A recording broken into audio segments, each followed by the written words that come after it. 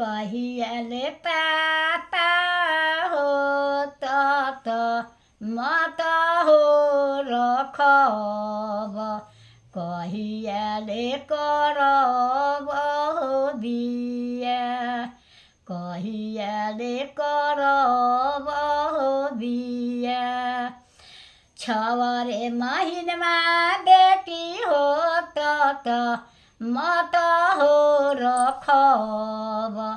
बरिस दिन पकरब हो बिया बरिस दिनमा करब हो बिया उसर खेतवा बेटी हो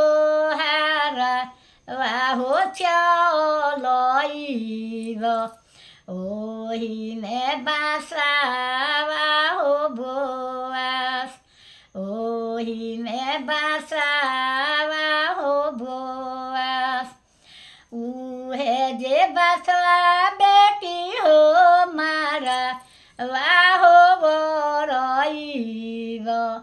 ओहिमे करब हो बिया ओहिमे करब हो बिया झाझर मरवा पापा हो नाही उहो छवैब ओहिमे उतरिहे साजन होलो ओहिमे उतरिहे साजन होलो जबरे अपना पापा मरौआ भुजे छवले जाल दिसे हाजामा हो बोला ओहिमे हाजामा हो बोला जबरे हाजामा चौकवा पुरी हो दिहले जाल दिसे पंडितजी के बोला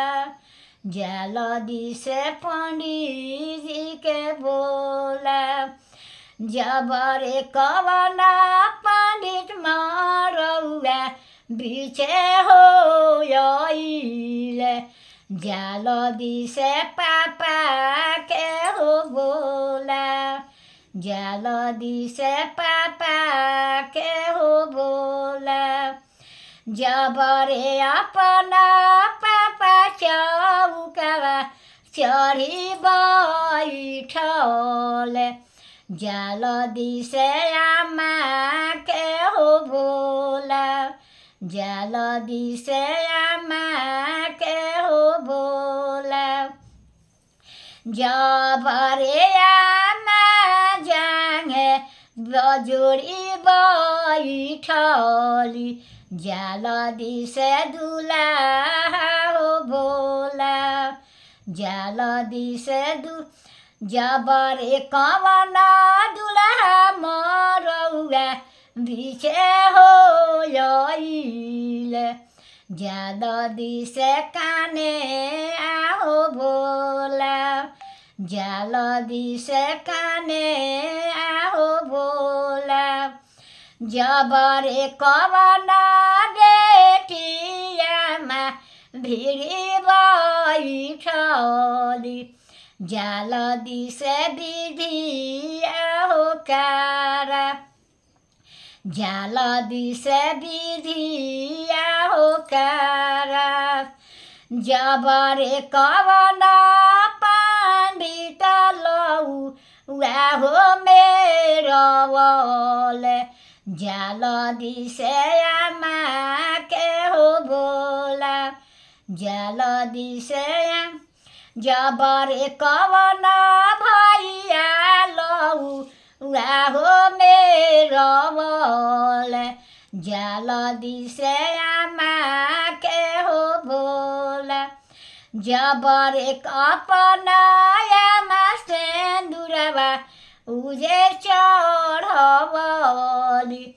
जाल दिसे दुल्हा भैले हो ठार जाल दिसे दुल्हा भैले हो